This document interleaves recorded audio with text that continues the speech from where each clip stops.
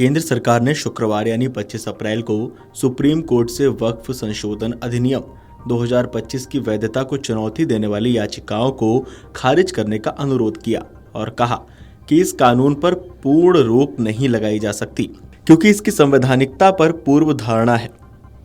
1332 पृष्ठों के प्रारंभिक जवाबी हलफनामे में केंद्र सरकार ने विवादास्पद कानून का बचाव करते हुए कहा कि चौंकाने वाली बात है कि 2013 के बाद वक्फ भूमि में 20 लाख हेक्टेयर से ज़्यादा की बढ़ोतरी हुई। केंद्र सरकार के हलफनामे में कहा गया कि मुगल काल से पहले, स्वतंत्रता के पहले और स्वतंत्रता के बाद में भारत में कुल 18,29,163.896 एकड़ भूमि पर वक्फ बनाए गए। इसमें निजी और सरकारी संपत्तियों पर अतिक्रमण करने के लिए पहले के प्रावधानों के दुरुपयोग का दावा किया गया है। बता दें कि यह हलफनामा अल्पसंख्यक मामलों के मंत्रालय में संयुक्त सचिव शेरशाह सी शेख मुहिद्दीन की तरफ से दायर किया गया था।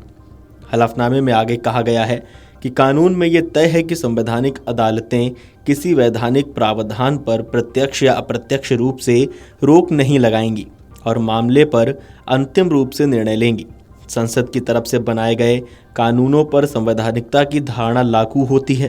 केंद्र ने आगे कहा कि जबकि यह अदालत मामलों की सुनवाई के दौरान इन चुनौतियों की जांच करेगी, लेकिन सामान्य मामलों में यहाँ तक कि मुस्लिम समुदाय के सदस्यों पर भी इस तरह के आदेश के प्रतिकूल परिणामों के बारे में जाने बिना पूरी तरह से रोक या आंशिक रोक लगाना, यदि याचिकाएं असफल हो जाती हैं तो यह अनावश्यक होगा, खासकर ऐसे कानूनों की वैधता की धारणा के मामले में।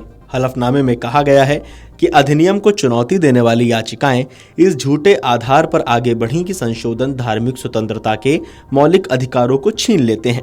इसमें कहा गया है कि अदालत विधायी क्षमता और संविधान के अनुच्छेद 32 के तहत मौलिक अधिकारों के उल्लंघन के आधार पर कानून की समीक्षा कर सकती है। सरकार ने कहा कि प्रमुख राजनीतिक दलों के सदस्यों वाली संसदीय समिति की तरफ से बहुत व्यापक, गहन और विश्लेषणात्मक अध्ययन के बाद संशोधन किए गए हैं। सरकार ने कहा कि संसद ने अपने अधिकार क्षेत्र में काम किया है ताकि ये सुनिश्चित किया जा सके कि वक्फ जैसी धार्मिक संस्थाओं का प्रबंधन इस तरह से हो उनके आस्था रखने वालों और समाज के लोगों का भरोसा बना रहे और धार्मिक स्वायत्तता का उल्लंघन ना हो। केंद्र ने कहा कि ये कानून वैध है और विधायी शक्ति के वैध प्रयोग का परिणाम है। हलफनामे में कहा गया है कि विधायिका की तरफ से अधिनियमित विधायी व्यवस्था को बदलना अस्वीकार्य है।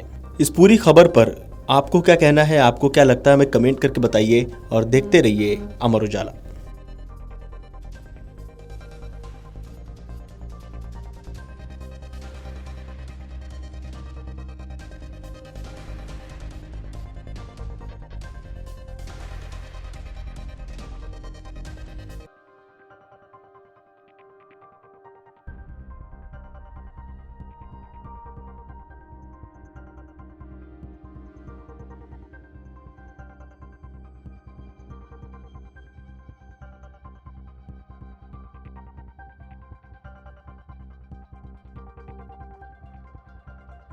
अगर आप ये वीडियो YouTube पर देख रहे हैं तो हमारे चैनल को सब्सक्राइब कर बेल आइकन दबाएं और Facebook पर देख रहे हैं तो हमारे पेज को लाइक करें।